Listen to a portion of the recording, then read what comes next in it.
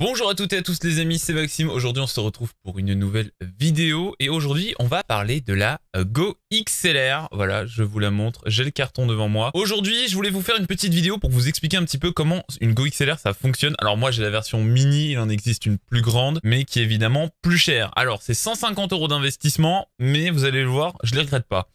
Je vous explique comment ça va fonctionner, comment moi je l'utilise et puis évidemment pour ceux qui le souhaitent, il y aura mon profil dans la description, comme ça c'est cadeau. J'en profite également, je filme aussi avec une petite GoPro, donc vous allez voir un petit peu le setup. Même si je dis ça, je dis rien. Peut-être une autre vidéo pour voir ça. Bon, je dis ça, je dis rien. Bref, voilà, comme ça vous pouvez voir dès maintenant ma Go XLR. Comme vous pouvez le voir, bah, évidemment, je l'utilise actuellement pour faire cette vidéo. Donc, on peut voir mon niveau sonore qui est juste ici, puisque je vous présente la Go XLR. Donc c'est ce petit boîtier qui est juste ici, voilà, c'est Go XLR Mini. C'est ce petit boîtier qui actuellement m'affiche 4 tranches. Donc comme vous pouvez le voir, je vais baisser un tout petit peu le son du micro. Voilà, alors vaut mieux peut-être que je fasse comme ça. Alors j'espère que vous arriverez à lire, mais ici écrit mic pour microphone, ici chat, donc c'est le chat, ici musique pour la musique et le système c'est le son du PC. Alors tout est relié en XLR et en câble jack ainsi que USB puisqu'il faut bien le relier au PC vu que tout ça se contrôle aussi avec un logiciel. Vous avez aussi la vue de mon logiciel en temps réel. Je sais pas comment je vous aurais mis ces effets de caméra mais vous avez tout. Donc comme vous pouvez le voir juste ici j'ai la tranche du micro qui est allumée puisque j'enregistre cette vidéo via mon Shure SM7B donc il faut quand même qu'on puisse m'entendre hein, vu que c'est mon système de son habituel. Et vous allez le voir, pour que je vous présente une petite fonctionnalité, si j'appuie sur ce bouton, vous ne m'entendrez plus. Voilà, donc là je peux parler. Je vous mets volontairement ce coup-ci le son des caméras pour que vous puissiez continuer à m'entendre, mais comme vous pouvez le voir, le bouton orange signifie que vous ne m'entendez plus. Et comme vous pouvez le voir juste ici, eh bien c'est la même chose pour le tranche du chat, puisqu'en fait ces paramètres, je vais vous expliquer, mais servent pour le stream. On en a un autre ici qui fait rouge et ici il est standard, vous allez très vite le voir. Et je vous mettrai normalement une vue du logiciel, mais les actions que je fais en temps réel sur la table de mixage se font aussi en temps réel sur le logiciel. Et ça c'est un bonheur. On a aussi un petit bouton pour faire bip, vous allez le voir, je vais volontairement continuer à parler, mais ma voix va s'entrecouper de petits bips. Je ne le rajoute pas au montage, c'est littéralement. De toute façon vous allez le voir aussi ici, normalement ça fait un bip et ça change la courbe. Regardez, je continue à parler et vous entendez des bips qui se font en réel. Voilà. C'est pas très agréable, désolé pour les oreilles, j'aurais essayé de vous réduire ce son. Mais comme vous pouvez le voir, ça peut être pratique, comme par exemple quand je dis de la... Voilà, j'ai pu couper une injure par exemple. Et puis d'ici d'un seul coup, quelqu'un entre et que je n'ai pas le temps d'appuyer sur ce bouton, eh bien je peux très vite couper mon micro. Et voilà, et là ça le coupe automatiquement, mais il faut rester appuyé dessus parce que si on fait une petite pression, vous pouvez voir, ça juste comme si je l'entrecoupais. Voilà, bref, c'est pas très agréable à entendre, mais ça peut être pratique si d'un seul coup quelqu'un arrive dans votre pièce et que vous voulez absolument couper le son de votre micro, vous pouvez le faire. Mais il faut rester appuyé sur le bouton. Voilà. On va passer maintenant du côté logiciel pour que je vous explique un petit peu comment ça se passe. Alors c'est très simple, une fois que vous avez acheté votre Go XLR, vous devez évidemment brancher votre micro, alors soit ici par le jack, soit par l'XLR qui est de l'autre côté, et brancher un retour audio. Au moins un, puisque moi, vous allez le voir qu'avec cette Go XLR, on peut en avoir deux. Alors, par ici, j'ai donc le casque qui se relie à mon DT770 Pro de chez Bayer Dynamics, que j'adore et que je vous recommande, évidemment. Mais j'ai aussi derrière, alors je vais essayer de vous le montrer correctement, mais j'ai aussi derrière une entrée, enfin une sortie de son qui va sur mes enceintes, parce que oui, c'est vraiment une table de mixage. Elle gère plusieurs entrées et plusieurs sorties. J'ai aussi un autre dispositif où je peux faire entrer des sons, donc ça veut dire mon téléphone, n'importe quel audio qui a du jack, et encore après il y a des convertisseurs pour du XLR, on peut faire entrer une source sonore. Et on a évidemment, encore une fois, ma sortie XLR mon entrée XLR pour le micro. Donc si je vais du côté logiciel maintenant, donc c'est Go XLR, il faut l'installer manuellement, mais une fois qu'il est installé, vous allez voir qu'il est très vite reconnu par la table de mixage et par Windows, et ça c'est un bonheur. Alors, comment vous expliquer comment fonctionne une Go XLR? Comme vous l'avez vu, dès que je lève une tranche, ça se lève automatiquement sur le logiciel. Donc ça veut dire que le logiciel sait ce que je fais. Alors malheureusement sur la version mini, ce n'est pas possible, mais sur la version normale, ça existe.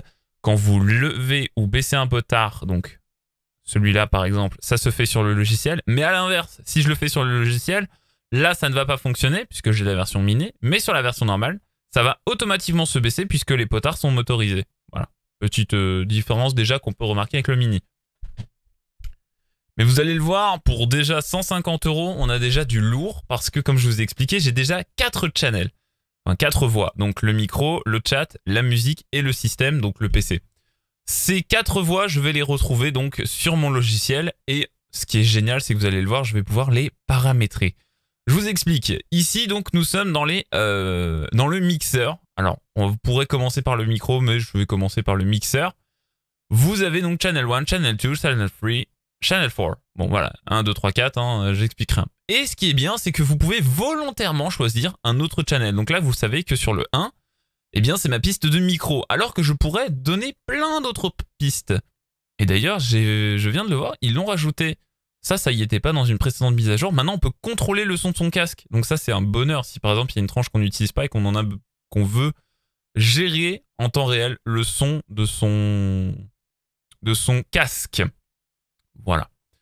Donc Channel 2, j'ai paramétré pour le voice chat. Channel 3, j'ai paramétré pour la musique. Et Channel 4, j'ai paramétré pour le système. Un petit peu comme c'est indiqué sur la Go XLR. Alors que comme vous pouvez le voir, si je veux par exemple, eh bien d'un seul coup, je branche donc en jack une console, eh bien je peux récupérer volontairement le son de cette console et dire que le Channel 4, c'est écrit, comme vous pouvez le voir sur la GoPro System, mais moi je vais lui dire, non, ça devient line in, et là vous pouvez le voir, ça a changé sur le logiciel et en même temps sur ma Go XLR, et ça c'est hyper pratique, et je vais pas oublier de vous le remettre sur système, sinon je vais pleurer. Mais voilà, et ça c'est hyper pratique parce qu'en plus on a des profils, et du coup tout va changer automatiquement, et ça c'est un bonheur. Alors vous l'avez vu, on a 4 voix physiques, mais en réalité on en a plein d'autres. Oui, puisqu'on a le micro, le chat, la musique, le jeu, les consoles, le line-in, le système et les samples. Non, les samples, évidemment, c'est quand vous jouez un sample, vous jouez par exemple un bip ou un truc comme ça,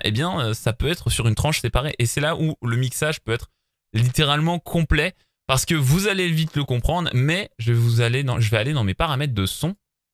Et comme vous pouvez le voir, dans mes paramètres de son, j'ai des canaux qui se sont créés, donc via la Go XLR, c'est un périphérique qui se demande à s'installer avec le logiciel.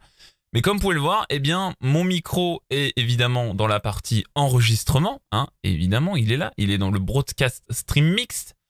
Et il est aussi dans ChatMac, dans Simple. Pourquoi ? Tout simplement parce que le logiciel est équipé d'un routing. Je vais vous expliquer tout ça dans un instant. Mais je vais d'abord vous expliquer les câbles. Donc ce sont des câbles virtuels. Évidemment, rien n'est physique, mais c'est virtuel. C'est un petit peu comme le Voicemeter, comme je vous avais présenté sur ma chaîne il n'y a pas très longtemps, un petit tuto sur Voicemeter. Là, c'est littéralement la même chose, sauf qu'au lieu de contrôler tout informatiquement, on a des vrais potards, des vraies tables de mixage et des vrais boutons de contrôle. Et ça, c'est tellement plus agréable que de le faire avec Voicemeter, parce que en plus, Voicemeter, il y a quelques petits bugs qui, évidemment, le développeur corrige de temps en temps. Mais là, c'est vraiment physique, et moi, j'adore toucher les trucs physiques. Donc ça, c'est juste un bonheur. Comme vous pouvez le voir, hop, je lève système, vous pouvez voir que système se lève. Voilà. Donc, comme vous pouvez le voir, ça crée donc des canaux différents, et comme je vous ai expliqué, en fait, on retrouve chat, game, musique, sample, système.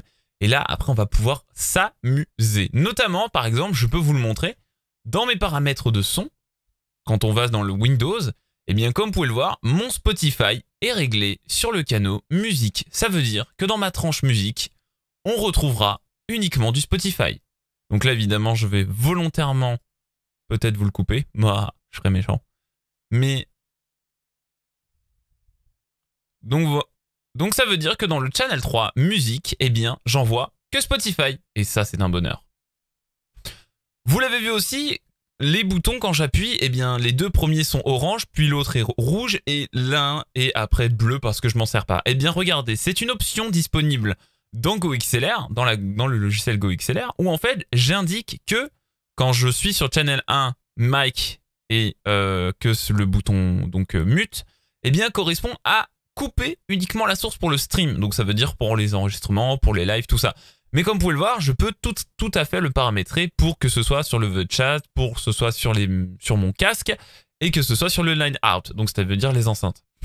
Et comme vous pouvez le voir, je l'ai fait du coup pour l'entrée donc de mon micro et de Discord. Ça veut dire que vous pouvez entendre la musique, puisque vous allez le voir, la musique est simplement, vu que c'est rouge, c'est juste pour moi ne pas l'entendre, parce que des fois je la mets dans les haut-parleurs et je ne veux pas l'entendre dans mon casque parce que sinon ça fait écho. J'appuie sur ce bouton et je ne l'entends plus que dans les haut-parleurs. Et ça, c'est un bonheur. Et le channel 4, bah, comme j'en ai rien à faire, et bah voilà, il est mis sur mute to phone, mais c'est tout.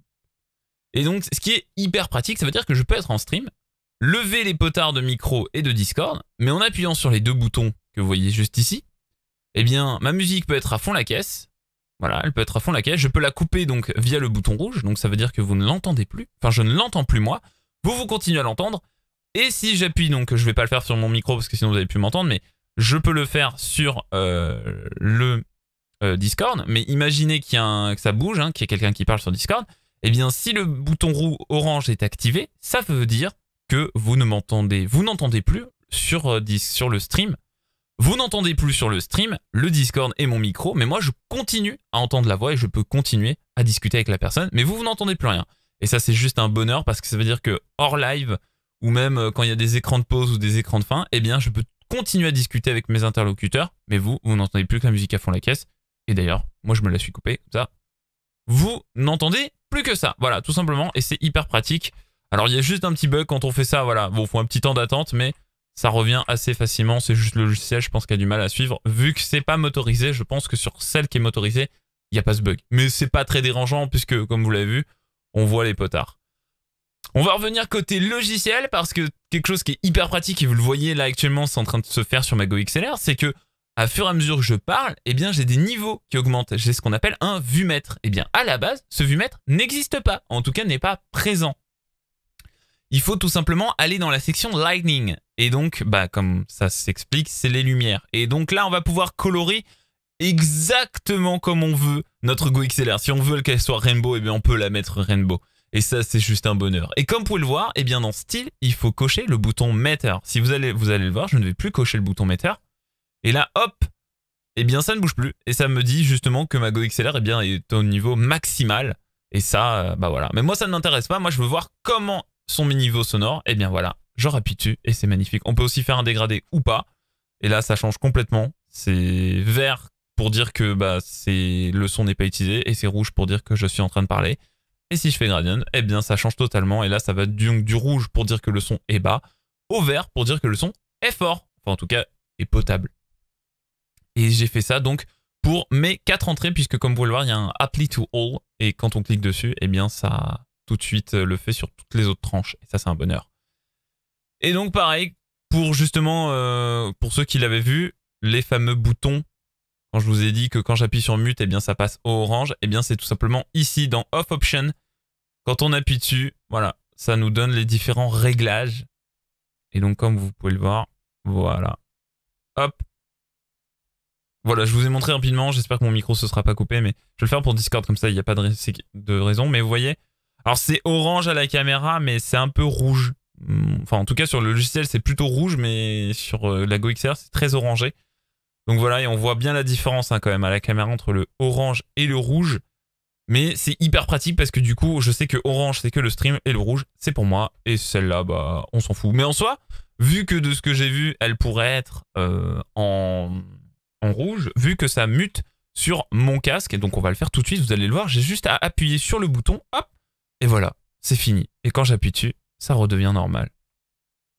Alors là, vous le voyez, ça repasse rouge. Eh bien, je vais le forcer à repasser d'une couleur normale, donc c'est-à-dire bleu. Voilà. Et donc vous allez le voir, j'appuie, ça passe rouge.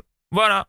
C'est aussi simple que ça et c'est hyper pratique parce que du coup, on peut vraiment s'éclater comme on souhaite.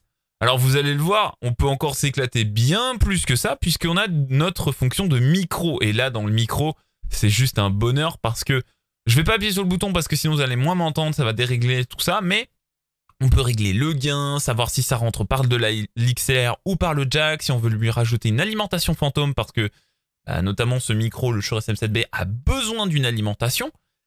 Et ça, c'est hyper pratique. Et vous le voyez aussi, eh bien, mis à part que mon son rentre d'abord dans une DBX, puis ensuite dans la Go XLR, elle se reprend un traitement de son, notamment avec des gates. Voilà, donc j'ai mis quelques petits réglages que vous pouvez voir sur votre écran. Et surtout, j'équalise le son, donc ça veut dire que vous m'entendez beaucoup plus grave, beaucoup plus... bref, la voix est poussée et elle a un compresseur. Mais voilà, ça permet du coup d'avoir littéralement la DBX sur la Go XLR. Et ça, c'est juste un bonheur. Voilà, tout simplement. Et je vous avais expliqué l'histoire des canaux. Eh bien, les canaux, les voilà. Et ça, c'est juste énorme parce que c'est compatible avec le Stream Deck. Actuellement, je peux appuyer sur mon PC, regardez. Hop, voilà, vous voyez pas ma souris, mais je le fais avec la Go XLR, c'est que j'appuie en temps réel sur le changement des boutons. Et ça, c'est génial. Le système de routing, en fait, c'est tout simplement là où est-ce que le son va aller. Et donc, comme vous pouvez le voir, eh bien, sur mes haut-parleurs, donc line out, je ne sors que la musique ou mon PC. Et si je ne les veux plus, eh bien, j'appuie sur ma Go XLR et on n'entend plus rien sur les enceintes. Alors là, si vous voyez, je pourrais cliquer et là, on va entendre mon retour de micro dans les enceintes. Alors évidemment, on va éviter parce que après, ça crée ce qu'on appelle le larcène. Mais c'est hyper pratique. Et notamment, comme je vous ai expliqué, par exemple, si je suis en stream et que je ne veux plus vous entendre, enfin que je ne veux plus que vous entendiez, pardon, mon micro et mon chat, eh bien, ce serait ici qu'il faudrait appuyer. Par exemple. Mais moi, je le fais via les boutons de la Go XLR. D'ailleurs, je n'ai jamais vérifié. Non, ça ne... Vous voyez, j'ai beau avoir appuyé sur le mute là-haut, ça ne réagit pas dans le routing. Donc, il faut faire quand même attention, hein, d'ailleurs, à ce genre de choses. Mais voilà, c'est hyper pratique et c'est ce qui fait qu'on peut vraiment gérer tout et n'importe quoi. Comme par exemple le chat mic, c'est le micro qui est dédié pour les vocaux. Donc par exemple Discord, Skype, Teams, tout ce genre d'applications. Eh bien je ne leur envoie que mon micro et des samples. Si par exemple j'ai envie de m'amuser à balancer des petits jingles ou des petites choses comme ça, eh bien j'appuie sur un bouton et vous entendrez un son uniquement, enfin ils entendront uniquement mon micro et ces sons-là. Et après évidemment c'est ça qui est super bien, c'est que si je veux partager par exemple une musique à quelqu'un ou n'importe quoi, eh bien comme je vous ai expliqué, Spotify étant sur ma tranche musique, je vais sur ma tranche musique et j'appuie sur le bouton. Et ça, c'est des possibilités infinies et c'est juste un bonheur de pouvoir faire ça, voilà.